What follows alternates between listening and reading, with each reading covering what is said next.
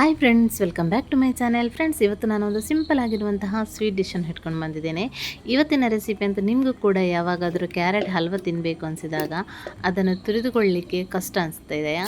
So ಹಾಗಿದ್ದರೆ ನಂತರ ನೀವು ಕೂಡ ಈ ಟ್ರಿಕ್ಸ್ ಯೂಸ್ ಮಾಡಿ ಹಲ್ವ ಮಾಡ್ಕೋಬೋದು. ನಾನಿಲ್ಲಿ 4 ಕ್ಯಾರೆಟನ್ನು ಒಂದು ಗ್ಲಾಸ್ ನೀರು ಹಾಕಿ ಕುಕ್ಕರಲ್ಲಿ ಬೇಯಿಸ್ಕೊಳ್ತಾ ಇದ್ದೀನಿ. ಇಲ್ಲಿ ಒಂದು 5 ವಿಸಿಲ್ ಬಂದ ನಂತರ ನೋಡಿ ಈ ಥರ ಬೆಂದು ಬಂದಿದೆ.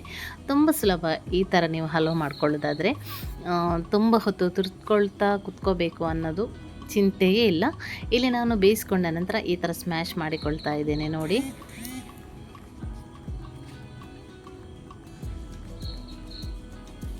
ಒಳ್ಳೆ ಸ್ಮ್ಯಾಶ್ ಮಾಡಿಕೊಂಡ್ರೆ ಆಯಿತು. ನಾನು ಹೇಳಿದಾಗೆ ಕೆಲವೊಂದು ಸಲ ನಮಗೆ ಸ್ವೀಟ್ ತಿನ್ನಬೇಕು ಅನಿಸಿದ್ರು ಕೂಡ ಅದರೊಂದು ಸ್ವಲ್ಪ ಕೆಲಸ ಕಿರಿಕಿರಿ ಅನಿಸುತ್ತೆ ಕೆಲವೊಂದು ಸಲ. ಹಾಗಿದ್ದಾಗ ನೀವು ಈ ಥರ ಕೂಡ ಮಾಡಿ ಹಲ್ವ ಮಾಡ್ಕೋಬೋದು. ಇದರಲ್ಲಿ ಟೇಸ್ಟ್ ಏನು ಡಿಫ್ರೆಂಟ್ ಬರಲ್ಲ, ಸೇಮ್ ಟು ಸೇಮ್ ಬರ್ತದೆ. ನೀವು ತುರಿದುಕೊಂಡು ಮಾಡಿದ್ರು ಅಥವಾ ಬೇಯಿಸ್ಕೊಂಡು ಈ ಥರ ಸ್ಮ್ಯಾಶ್ ಮಾಡಿದ್ರು ಕ್ಯಾರೆಟ್ ಹಲ್ವ ಟೇಸ್ಟ್ ಅಂತೂ ಸೇಮ್ ಇರುತ್ತೆ. ಸೊ ನನಗೆ ಇದು ತುಂಬ ಸುಲಭ ಅನಿಸ್ತು. ನಾವು ತುರಿದುಕೊಂಡು ಮಾಡ್ಕೊಳ್ಳೋದಕ್ಕಿಂತಲೂ ಅದಕ್ಕೆ ತುಂಬ ಹೊತ್ತು ಬೇಕು, ತುಂಬ ಸಮಯನೇ ಅದರಲ್ಲಿ ಟೈಮ್ ಹೋದದೇ ಗೊತ್ತಾಗಲ್ಲ. ತುಂಬ ಹೊತ್ತು ತುರಿದಿಟ್ಕೊಳ್ಳಿಕ್ಕೆ ತುಂಬ ಹೊತ್ತು ಬೇಕಾಗ್ತದೆ. ಹಾಗಿರುವಾಗ ನಮಗೆ ಈ ಥರ ಕೂಡ ಮಾಡ್ಕೋಬಹುದು. ಇಲ್ಲಿ ಸ್ಮ್ಯಾಶ್ ಎಲ್ಲ ಆದ ನಂತರ ನಾನು ವಾಪಸ್ ಗ್ಯಾಸ್ ಆನ್ ಮಾಡಿ ಈಗ ಇದರ ನೀರೆಲ್ಲ ಬತ್ತಿಸ್ಕೊಳ್ತಾ ಇದ್ದೇನೆ. ಹಾಗೆ ನಾನಿಲ್ಲಿ ಒಂದು 3 ಸ್ಪೂನಷ್ಟು ಹಾಲಿನ ಹುಡಿ ಕೂಡ ಹಾಕ್ಕೊಂಡೆ. ಹಾಲಿನ ಹುಡಿ ಹಾಕೋದ್ರಿಂದ ಟೇಸ್ಟಾಗಿ ಬರುತ್ತೆ. ಕೆಲವೊಬ್ಬರು ಹಾಲು ಹಾಕಿ ಬೇಯಿಸ್ಕೊಳ್ತಾರೆ, ಹೇಗೂ ಮಾಡ್ಕೋಬೋದು. ಒಬ್ಬೊಬ್ಬರು ಒಂದೊಂದು ಥರ ಮಾಡ್ಕೊಳ್ತಾರೆ. ನಾನಿಲ್ಲಿ ಹಾಲಿನ ಹುಡಿಯನ್ನು ಹಾಕ್ಕೊಂಡೆ. ಹಾಲಿನ ಹುಡಿ ಹಾಕಿದ ನಂತರ ಮತ್ತೆ ಮಿಕ್ಸ್ ಮಾಡಿಕೊಳ್ತಾ ಇದ್ದೇನೆ. ಇದರಲ್ಲಿ ಕೆಲಸ ಏನು ತುಂಬ ಇಲ್ಲ, ಬೇಗ ಆಗಿಬಿಡುತ್ತೆ. ತುಂಬ ಹೊತ್ತು ಇದನ್ನು ಡ್ರೈ ಮಾಡಲಿಕ್ಕೆ ನಿಂತ್ಕೋಬೇಕಂತ ಹೇಳಿ ಏನಿಲ್ಲ, ಬೇಗ ಡ್ರೈ ಆಗುತ್ತೆ. ಆನಂತರ ಹಾಲಿನ ಹುಡಿ ಹಾಕಿ ಒಂದು ಸ್ವಲ್ಪ ಮಿಕ್ಸ್ ಆದ ನಂತರ ನೆಕ್ಸ್ಟ್ ನಾನಿಲ್ಲಿ ಸಕ್ಕರೆ ಹಾಕ್ತಾ ಇದ್ದೇನೆ. ಸಕ್ಕರೆ ನಾನು ಯಾವಾಗಲೂ ಹೇಳೋದೊಂದೇ, ನಾವು ಫುಡ್ ಮಾಡುವಾಗ ನಿಮಗೆ ಸಿಹಿ ಎಷ್ಟು ಬೇಕು ಅನಿಸುತ್ತೋ ಅಷ್ಟು ನೋಡಿ ಸಕ್ಕರೆ ಹಾಕಿ.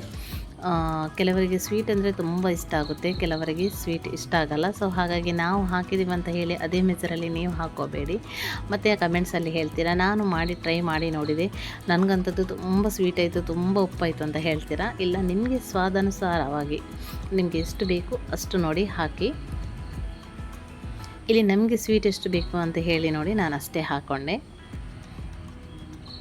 ಸಕ್ಕರೆ ಎಲ್ಲ ಹಾಕಿದ ನಂತರ ಮತ್ತೆ ಇಲ್ಲಿ ನಾನು ಒಂದು 4 ಸ್ಪೂನಷ್ಟು ತುಪ್ಪ ಕೂಡ ಹಾಕಿಕೊಂಡೆ. ತುಪ್ಪ ಹಾಕೋದೊಂದು ಸ್ವಲ್ಪ ವಿಡಿಯೋ ಸ್ಕಿಪ್ ಆಯಿತು. ಇಲ್ಲಿ 4 ಸ್ಪೂನಷ್ಟು ನಾನು ತುಪ್ಪ ಹಾಕ್ಕೊಂಡೆ. ಇದಕ್ಕೆ ತುಪ್ಪ ಕೂಡ ಜಾಸ್ತಿ ಬೇಕಂತ ಹೇಳಿ ಇಲ್ಲ, ಜಾಸ್ತಿ ತುಪ್ಪ ಇಷ್ಟಪಡುವವರಾದರೆ ಖಂಡಿತ ಜಾಸ್ತಿ ಹಾಕ್ಕೊಳ್ಳಿ ತುಪ್ಪ. ಇಲ್ಲಿ ನನಗೆ ಒಂದು ಸ್ವಲ್ಪ ಅದು ಪಾತ್ರೆ ಕಂಫರ್ಟೇಬಲ್ ಅನಿಸ್ಲಿಲ್ಲ ಮಿಕ್ಸ್ ಮಾಡ್ಕೋಬೇಕಾದ್ರೆ, ನಾನು ಅದಕ್ಕೆ ಕುಕ್ಕರಿಂದ ಪ್ಯಾನಿಗೆ ಹಾಕ್ಕೊಂಡೆ. ಅನಂತರ ಇಲ್ಲಿ ನಾನು ದ್ರಾಕ್ಷಿಯನ್ನು ಕೂಡ, ಒಣ ದ್ರಾಕ್ಷಿಯನ್ನು ಕೂಡ ಇದಕ್ಕೆ ಮಿಕ್ಸ್ ಮಾಡಿಕೊಂಡೆ.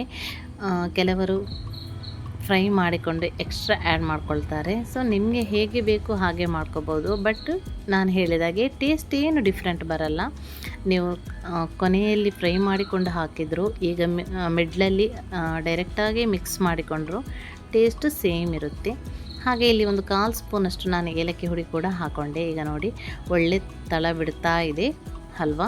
ಈಗ ನಮ್ಮ ಹಲ್ವ ಕೂಡ ರೆಡಿ ಆಯಿತು. ಇನ್ನು ಇದನ್ನು ನೀವು ಬೇಕಾದರೆ ಬೌಲಲ್ಲಿ ಸ್ಪೂನಲ್ಲಿ ಕೂಡ ತಿನ್ಕೋಬೋದು, ಅಥವಾ ಪೀಸಸ್ ಥರ ಕಟ್ ಮಾಡಿ ಕೂಡ ತಿನ್ಕೋಬೋದು. ನಿಮ್ಮ ಇಷ್ಟ, ಯಾವ ಥರ ಬೇಕಾದರೂ ಇದನ್ನು ಸರ್ವ್ ಮಾಡಿಕೊಂಡು ತಿನ್ಬೋದು. ಇಲ್ಲಿ ಒಂದು ಸ್ವಲ್ಪ ನನ್ನ ಮಕ್ಕಳಿಗೆ ಸ್ವಲ್ಪ ಪೀಸಸ್ಸಲ್ಲಿ ಕೊಡುವ ಅಂತ ಹೇಳಿ ನಾನು ಒಂದು ಪ್ಲೇಟ್ಗೆ ಹಾಕಿ ಸೆಟ್ ಮಾಡಿಕೊಂಡೆ. ನಾನು ಹೇಳಿದಾಗೆ ಇದನ್ನು ಈ ಥರವೇ ಮಾಡಬೇಕಂತ ಹೇಳಿ ಇಲ್ಲ, ಡೈರೆಕ್ಟಾಗಿ ನೀವು ಸ್ಪೂನಲ್ಲಿ ಕೂಡ ತಿನ್ಕೋಬಹುದು. ನೋಡಿದ್ರಲ್ಲ ಫ್ರೆಂಡ್ಸ್, ತುಂಬ ಈಸಿಯಾಗಿದೆ ಅಲ್ವಾ ಕ್ಯಾರೆಟ್ ಹಲ್ವ ಮಾಡಲಿಕ್ಕೆ. ಇನ್ನು ಮುಂದೆ ನಿಮಗೆ ತುರಿದುಕೊಳ್ಳುವ ಕಷ್ಟ ಅನಿಸಿದರೆ ಈ ಥರ ಖಂಡಿತ ಬೇಯಿಸ್ಕೊಂಡು ಸ್ಮ್ಯಾಶ್ ಮಾಡಿ ಕೂಡ ನೀವು ಹಲ್ವ ಮಾಡ್ಕೋಬೋದು. ಸೊ ಫ್ರೆಂಡ್, ಇವತ್ತಿನ ವಿಡಿಯೋ ಇಷ್ಟ ಆಗಿದ್ದರೆ ಲೈಕ್ ಮಾಡಿ, ಕಮೆಂಟ್ ಮಾಡಲಿಕ್ಕೆ ಮರಿಬೇಡಿ. Thank you.